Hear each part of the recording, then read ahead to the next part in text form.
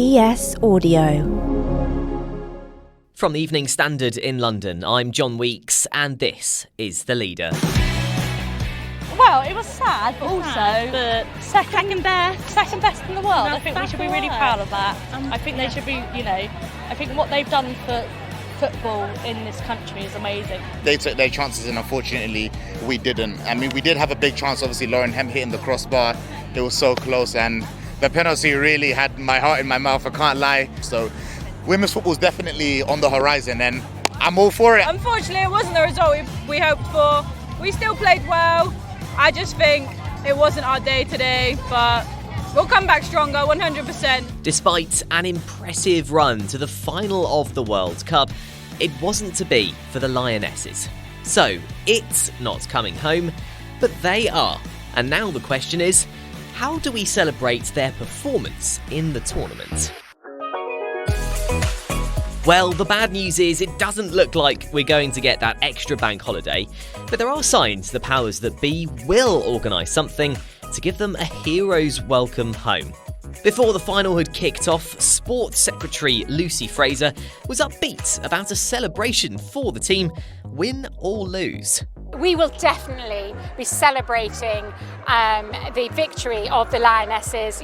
Whether they win in the final or not, they've done a tremendous amount of work to get to this stage, and we will be marking it definitely in some way. What exactly that celebration looks like remains to be seen, but football fans will want to show the players their appreciation for giving us another drama-filled tournament that went right to the end.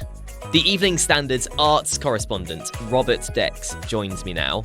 So Rob, despite the Lionesses losing in the final, the public are still going to want to celebrate their performances, right? I think so, because it was a disappointing game, wasn't it? I mean, when your goalkeeper is the best player, you're sort of in trouble, really. And Spain were worthy winners. But, it's not just been about that one game, has it? It's about the whole. The sport has grown and is getting new audiences, inspiring people more and more at every game they play. So, yeah, it's definitely worth a celebration. And also, I just think, essentially, you've got to say they're either the equal of the men's team or they're not. And if the men's team had just lost in a World Cup final, I'm pretty sure they'd have got like an official celebration when they came back and a Downing Street reception and all that sort of stuff. So for the women not to get that will seem a bit odd. I don't know what the plans are. No doubt people are discussing plans as we speak. But for them not to be recognised would be a horrendous misstep, you would say, by everyone involved. So hopefully they will be. That's it, and we know there was obviously controversy over members of the royal family and the PM not turning up for the final. Do you think that Rishi Sunak and King Charles will want to provide a bit of a hero's welcome for the team when they do come home? I mean, you'd hope so. I mean, no doubt the people that advise them will say, look, you're going to get flack when you do this because you weren't at the game. But you would hope that they would bite the bullet and take the flack in order to do the right thing this time. I think that's the best way to put it. And even yet, I know they didn't win, but they did absolutely brilliantly. I mean, they got to the final of the World Cup. If that was the men, people would be pulling up trees for them. So yeah, I think the government and the royals should do something. I would hope people will be invited to the Palace and Downing Street. But as I say, hopefully those plans have been discussed now. There were gongs handed out, weren't there, after the Euros to some of them. I mean, I do wonder if we might see more of them in the honours lists coming up. We might see more OBEs, CBEs and MBEs handed out and the like. What I would say is, I know we've talked before about how the World Cup winning squad were treated in 1966, and it was sort of, the first 11 got their medals and nobody else got anything, which, it's just bizarre when you think, obviously Jeff Hurst, scored the winning goals but didn't even play in the group games. And what has been great about the Lionesses is that they've always said, it's a team game, it's a squad game. There are people here who won't even play. They've not been on the pitch, but their presence has been vital to the team getting to the final. So you would hope that whatever happens in terms of recognition, whether it's opened up bus parades or invitations to the palace or whatever, you'd hope it recognises the entire squad. That's what I would say, that it's not just the 11 that played the most games. Also, it's going to be interesting to see when they land. I don't know what time they land at the airport, but I mean, they got a standing ovation as they left Sydney, you would hope that they get a decent reception when they land at the airport back in the UK. And maybe, because it must be strange for them, because obviously they're not here, they just sort of have to take it all second hand for how into it people have been.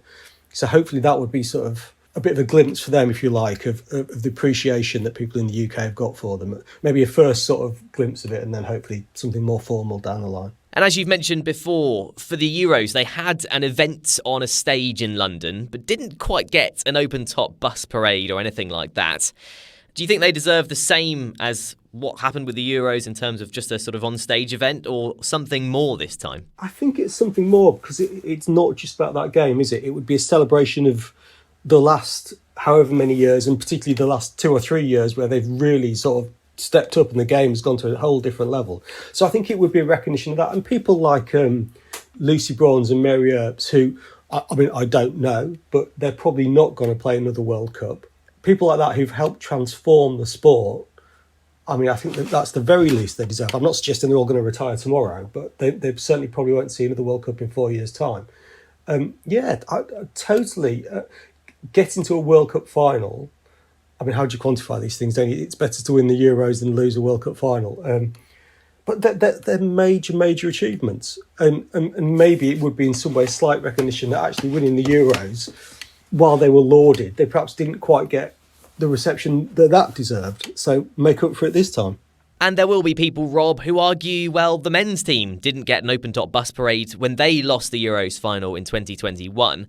Should it be the same for the women's team? Yeah, I mean, I know it sounds odd, doesn't it, to celebrate losing, but they've come from such a spot where it was underreported, under-recognised, underappreciated, that I think it deserves a bit of appreciation now, what they've done. And also, you know, with the World Cup, yes, they lost the final, but it's also recognition of they beat Australia in Australia. They somehow got through that game on penalties. They played brilliantly, and they always handle themselves so well. They are brilliant ambassadors for the sport. So I think some form of celebration, you know, whatever it might be practical reasons to tell what it is, but some form of celebration is needed, because it's worth celebrating. You know, they have done absolutely brilliantly, and they have transformed the way people view women's football in the last 2 or 3 years. So maybe make it a wider celebration rather than they lost in the World Cup final. Let's take a break now. In part 2, Rob explains what needs to happen to elevate women's football in England even further. That's what will make it happen. If the clubs see that they can sell tickets and there's money in it, and the sponsors see there's big crowds in it, therefore there's money in it, then some of that money will come back, hopefully.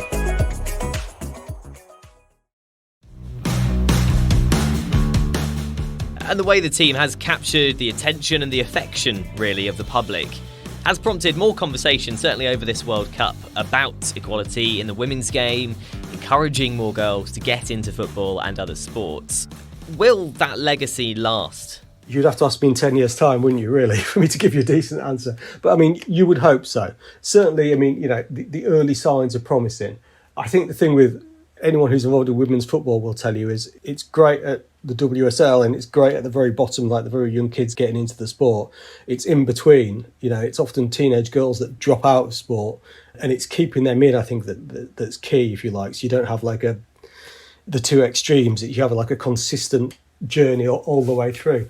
I mean, it can't hurt, can it? Also, what's been interesting is they lost to Spain, but sometimes when the England men's team lose, there's a bit of like, oh, well, you know, they deserve to lose because they were a bit crap. Or a certain player gets picked up for a mistake and becomes a bit of a pariah. And there's been none of that, you know. I think people, you know, they were outplayed on the day, but I think people generally think they've had a pretty good tournament. And as I say, they're just brilliant ambassadors for the sport. And Rob, you're a dad with a daughter who plays football. From your experience, are there any issues with getting girls into the sport now or further down the line? And what does she say to you about it all? She loves it. She's only 9, so she doesn't... I was saying to somebody just yesterday, actually, at football training, she's done 3 wall charts for international competitions. That's the Women's Euros, the Women's World Cup and the Men's Euros.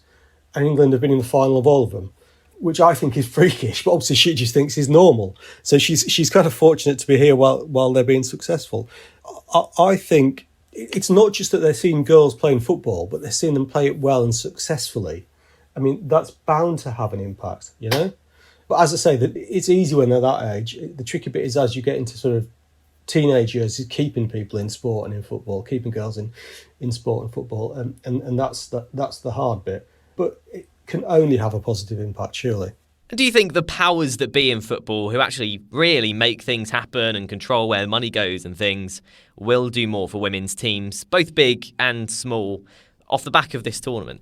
You would hope so, but who knows? They will follow the money, won't they? Most of the people that you're talking about doing sponsorship and stuff like that aren't doing it out of the goodness of their heart. You know, the reason you can't buy a Mary Earp shirt or any goalkeeper's shirt is, I assume, they've done their research and they thought nobody wanted to buy it. If they thought lots of people wanted to buy one, they'd have made one.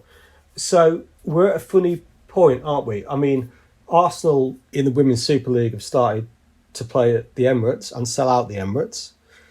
If Chelsea start to move to Stamford Bridge and sell out Stamford Bridge, then, you know, more money will come in, more sponsorship will come in, more promotion will come in. It's just the game's sort of on a cusp, isn't it? And it can go one way or another. But crowds at games are generally in, you know, the low thousands. So we've got to see. You know, Arsenal took a chance, obviously, and took some games to the Emirates, and it's paid off. And will it pay off if United and Man City do the same and Liverpool do the same? Because, you know, that's what will make it happen. If the clubs see that they can sell tickets and there's money in it, and the sponsors see there's big crowds in it, therefore there's money in it, then some of that money will come back, hopefully. But it'll be interesting to see what happens in the WSL season coming up after the World Cup. You know, will there be a bit of a boost from the World Cup, or will people be a bit fed up and sick of watching women's football because they've had it every day for however many weeks and then we didn't win in the end? So, yeah, we'll see. I mean, you would hope that it's a positive impact, but the next few months will tell us a little bit, I think. And I do have to ask you about the Mary Earps shirt debacle. Obviously, so much talk about Nike not selling the women's goalkeeper shirts. Would a U-turn from them actually form part of a tribute to their efforts in the World Cup? I mean, I guess it would do. I mean, as I say, I think they will only do it if they're convinced that they can sell them. So, you know, whether it will be a tribute or a solid business decision is perhaps, you know, open to interpretation. You know, I mean, whatever they do now, they've kind of left it too late, haven't they? So if they do it now, it looks a bit like sort of horrendous backtracking. I mean, I know she talks about how upset she was that you couldn't buy it. But, you know, she was the Golden Glove winner, you know, she was the keeper of the tournament.